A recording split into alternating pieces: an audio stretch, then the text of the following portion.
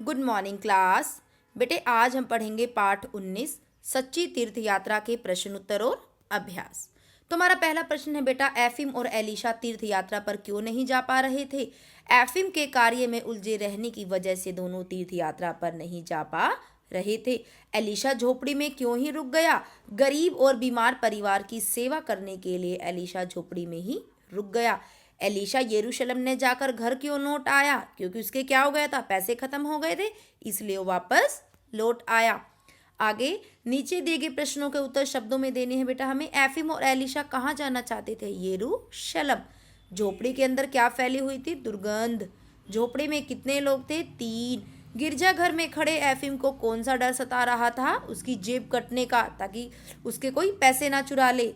Ephrem को गिरजाघर के भीतरी भाग में कौन खड़ा दिखाई दिया? एलिशा। आगे है, एलिशा और एफिम ने तीर्थ यात्रा पर जाने से पहले क्या तैयारियां की? एफिम ने तीर्थ यात्रा पर जाने से पहले बहुत सारा धन लिया और अपने पुत्र को प्रत्येक कार्य के निर्देश दिए, जबकि एलिशा कैसा था? एलिशा ने उतना ही धन लिया जितनी उसको जरूरत थी और घर के मामलों में कोई ध्यान नहीं दिया। झोपड़ी के अंदर का दृश्य कैसा था? झोपड़ी के अंदर का दृश्य रोंगटे खड़े कर देने वाला था। वहां दुर्गंध फैली हुई थी और एक स्त्री भूमि पर मरणासन पड़ी हुई थी।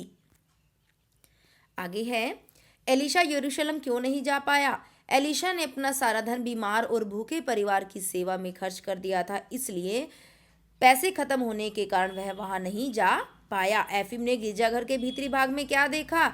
एफिम ने गिरजाघर के भीतरी भाग में एलिशा को देखा।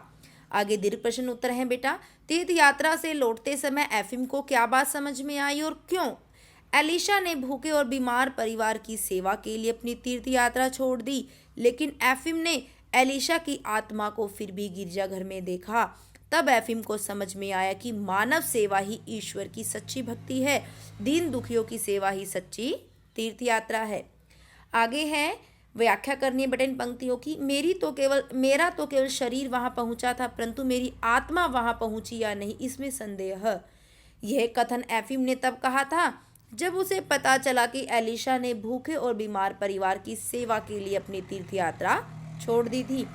एफिम यरूशलेम जाकर भी धन की चिंता के कारण सच्चे हृदय से भक्ति नहीं कर पाया, जबकि एलिशा के वहां न होते हुए भी एफिम को उसकी आत्मा वहां दिखाई दे रही थी। आगे है, मानव सेवा ही ईश्वर की सच्ची भक्ति है, दीन दुखियों की सेवा ही सच्ची तीर्थ यात्रा। इसकी व्याख्या कैसे करेंगे हम? यह कथन एफिम ने तब कहा था जब उसे पता चला कि एलिशा ने भूखे और बीमार परिवार की सेवा के लिए अपनी तीर्थ यात्रा छोड़ दी थी, लेकिन एफिम ने एलिशा की आत्मा को फिर भी गिरजाघर में देखा। तब एफिम को समझ में आया कि मानवता से बड़ा कोई गुण नहीं है, असहाय मनुष्यों की सेवा करना ही सच्ची भक्ति है। आगे है, एक्सरसाइज के प्रश्न है बेटा, मुहावरों के अर्थ लिखकर वाक्य बनाने हैं। चेहरा उतर जाना, दुखी होना। परीक्षा परिणाम देखकर दीपा का चेहरा उतर गया। दिल भर आना, शोकाकुल होना। मित्र की मौत का समाचार सुनकर उसका दिल भर आया। रोंगटे खड़े होना, भय शोक आदि के कारण रोमांचित होना। सर्कस में मौत के कुएं के करतब देखकर मेरे रोंगटे खड़े हो गए। आगे समुच्चय बोधक शब्दों पर गोला लगाना है बेटा हमें। पहले कुछ खा लो फिर खेलने चले जाना, तो फिर क्या है? समुच्चय बोधक है। यदि परिश्रम करोगे तो सफलता अवश्य मिलेगी, तो इसमें क्या है? समुच्चय बोधक। तो एफिम और एलिशा घनिष्ठ मित्र थे, इसमें क्या आ गया? और बाजार से फल तथा मिठाइयाँ लेते आना, तो क्या हो गया इसमें? समुच्चय बोधक तथा।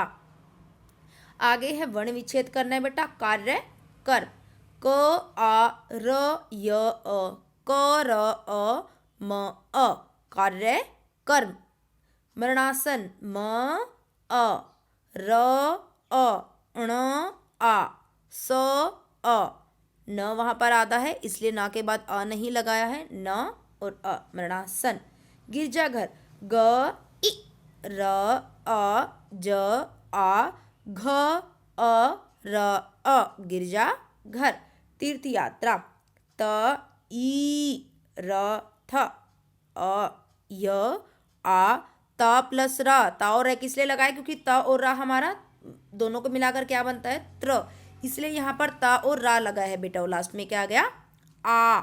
वीडियो को देखकर एक्सरसाइज कंप्लीट करनी है। कुछ डाउट रहते हैं तो मैम आपके लाइव क्लासेस में क्लियर कर देंगे। Okay, bye class.